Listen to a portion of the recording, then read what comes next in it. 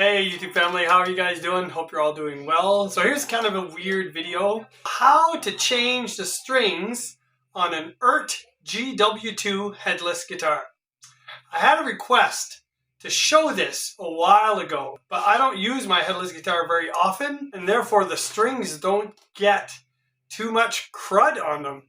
But I just got some new strings in the mail, and I want to throw a set on my GW2 bridge, and I'll show you how to do that. It's actually super easy.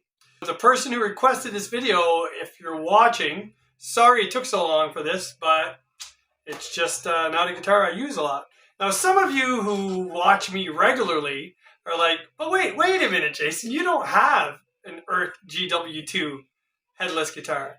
And you're absolutely right, I do not. However, I've always liked headless guitars, and a couple years ago, if you've been with me that long, I bought an Eart GW2 for the sole purpose of removing the neck and the bridge and to build myself a headless Telecaster. And here it is. And you guys have seen this before. It's burnt orange metallic and black, of course. And this is the Eart GW2 neck, and this is the Eart GW2 bridge. It worked great on this modified Tele body. Let's get right into it. How do we change the strings on this bad boy? So on these guitars, the tuners are actually here, down at the bridge. You have a magnetic tool, right? Just clicks right in here. Pull that tool out. You place the bigger end directly in your tuning peg, and you simply counterclockwise and get the string out of there. It's as simple as that. There you go. Out it comes. Throw it on the side, go off to the next one.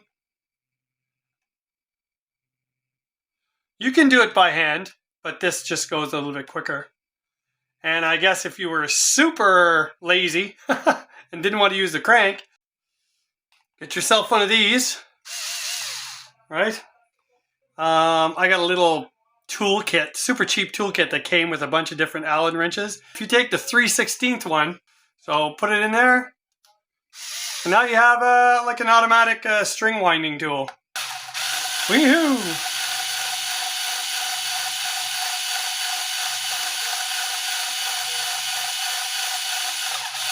There you go. Guess that was a terrible angle, wasn't it? Once you get your strings unwound at the bottom, just come to the top. Oh, this one came out already. And you simply just push out on the string. See that? And the ball end comes out. That's it. So just grab the string, push out. And that's how you take the strings off of a GW2 bridge. It's super simple. I'm going to polish up these frets. You know, the guitar's been sitting for probably the better part of a year. Condition the fretboard, just clean it up a little bit, and then I'll come back and I'll show you how to reinstall strings. All right, got the fretboard all conditioned, frets polished up a bit. They're stainless steel, so they don't need much. And you'll notice inside the tuners, right in here, there's a little star type screw. You can take a star screwdriver and make sure that those are nicely seated. You don't want them super tight, but you want them nice and snug so that these tuners have no play in them. I just ordered these Stringjoy Orbiters. They're kind of a coated string, nickel wound. They're 9.5 to 46. So I have a 9.5 as opposed to a 10. And then instead of a 17, I have a 16, so it will be a little easier to bend. And then the rest is the same. So the only two differences are the E and the G string. They're all autographed, and they're supposed to be hand wound. So we're gonna go with this.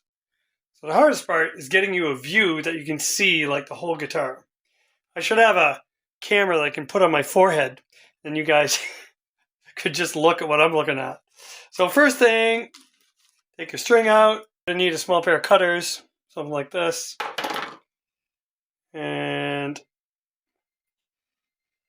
so the ball end goes up here. We're going to start with the small E. It doesn't matter what you start with, but that's what I'm starting with. And it just inserts in the top of this string retainer. The headstock string retainer. It just pops right into the top. It seats in there, and it'll go into the nut and over the 0 fret. And then pull it all the way down here at the bridge. Take a measurement. I go about 1/2 inch past the rear edge of the bridge plate, and then I cut my string right there. I've found that to be the best length. So yeah, you got quite a bit of wasted string left. And just like a regular headstock tuner, you do not want a whole bunch of string wrapped around your peg, crossing over the top, like, and it being just like a mess. You want 2.5 turns. That's it. Just enough to lock the string in. So then all you do, adjust your tuner so that you can see the hole. There's a hole that goes all the way through the horizontal tuning post. And just put the string in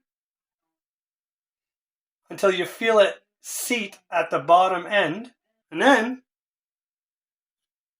you can take your little tool, make sure you flip it the other way, and then start tuning it up.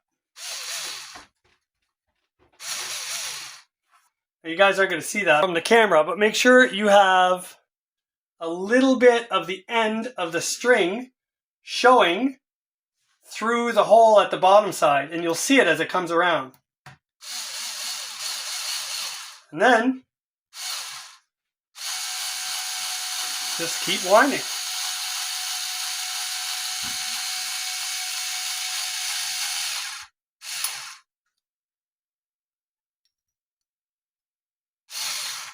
Top of the string sits right on the little roller saddle, and that's it. We're done. Easy peasy. I'll do one more. Open the string.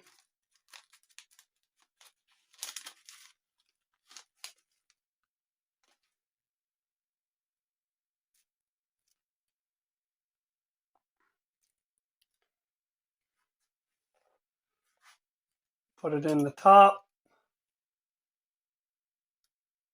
Make sure it seats in there. Go down here about 1/2 inch past the bridge plate. Give it a snip.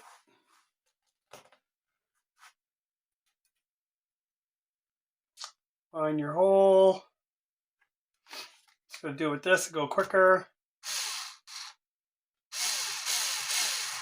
I see it. Put it in there. I'm gonna bring it around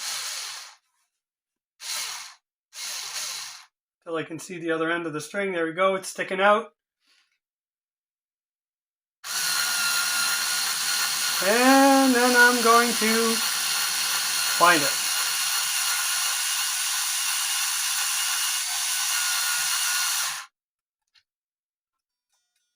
And that's it. Let's see one more. Again, open your string. You don't need any tools to do this. You can use your little wrench on the side there. I'll do this one with that. So again, seat this one. You can feel it kind of lock it in there. Measure it up. 1/2 inch past the back of the block. Cut it.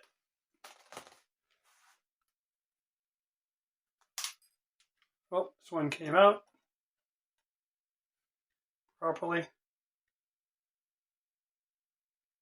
I'll use a tool this time. It might be right in your way though, I don't know. Tool here. Find the hole. There it is. Insert the string. Start twisting until I can see the back side of the hole and the string is all the way through. You can see it there. And then I'm going to start turning. And then once I get that 90-degree bend, I just pull up on the string, you know, and that's it. I'm going to do the other 3 and I'll come back to you. So some people are nervous to cut this much string off because that's a lot. But like I said, you don't want a big spool of string around that tuning post because then you're going to get inconsistencies in your tuning. You just want to have 2, maybe 2.5 turns or wraps in that little spool down here, right? And that's it. To adjust the intonation on these, you need a small Allen wrench and you need to loosen the small Allen screw right underneath the respective string. This unlocks the saddle and you can slide it back and forth just using your finger. They're really easy to maneuver and you can get some pretty good precision just doing it that way. But it's a little bit annoying because you got to slide the wrench in on the side of the string, kind of kink the string to one side to get it into the Allen screw and then, you know, loosen or tighten as desired. And that's it. That's how you adjust the intonation on these.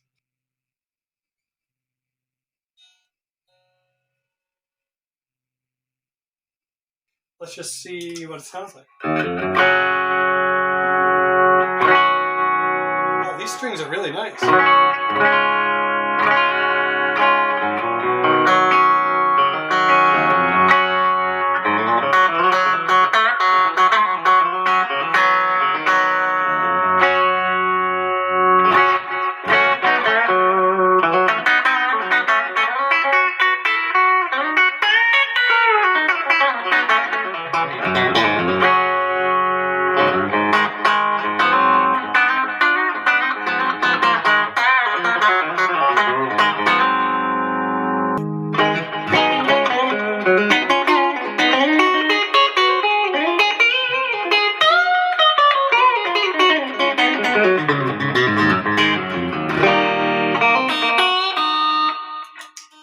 Stretching.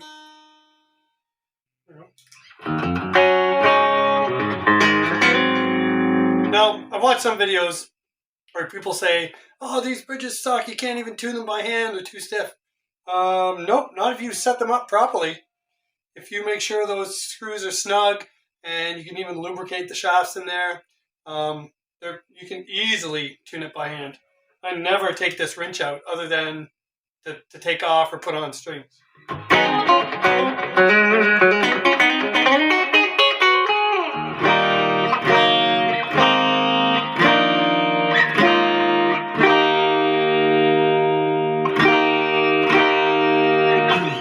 Intonation sounds good to me. Neck pickup.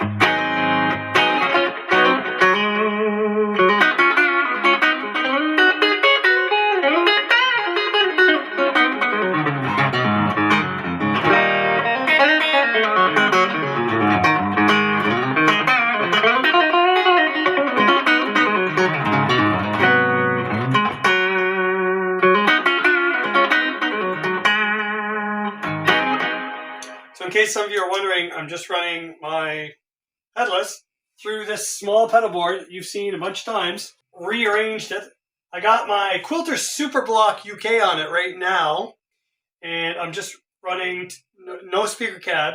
I just have it plugged into the 1 watt mode, so I'm running off a 9-volt adapter, and I'm running straight to a headrush monitor. That's it. And you guys might be thinking, if you follow me, you might be thinking, wait, I thought you just put the Quilter direct amp on this pedal board. And I did. I'm in the process of doing another video comparing if the direct amp that Quilter just came out with is really more beneficial than just having a super block plugged into the 9-volt option and just having it on standby.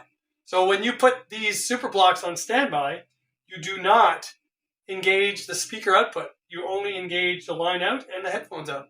So how is that different than the direct amp that Quilter just came out with? Direct amp has more features, but really, if what you're after is sound, do you need to buy a direct amp? Anyway, look out for that video if you're interested. Try some drive. Some Timmy drive.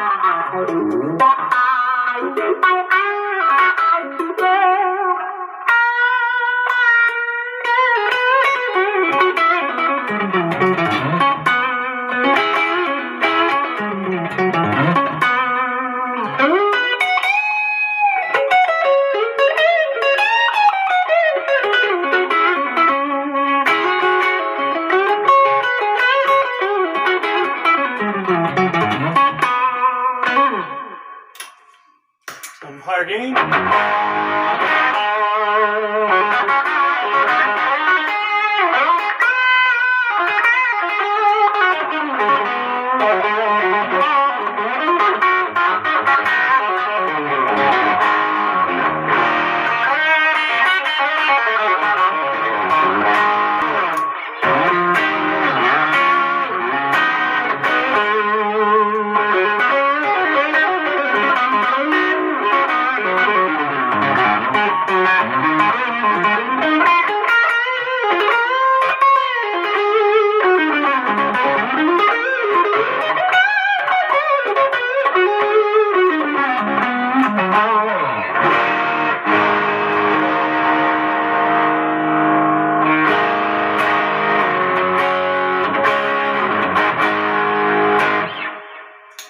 My E string is still stretching a bit, but that's also the one I don't pull on too hard, you know, when I'm stretching strings, because I'm always scared about that one, you know, popping. So I usually tend to let that one stretch with some bends, and then I kind of adjust it as I go. But yeah, so that's how you change the strings on these little bad boys. And these String Joy strings are super nice. They're coated, but you really don't feel the coating. And it certainly doesn't sound coated, because they are nice and bright.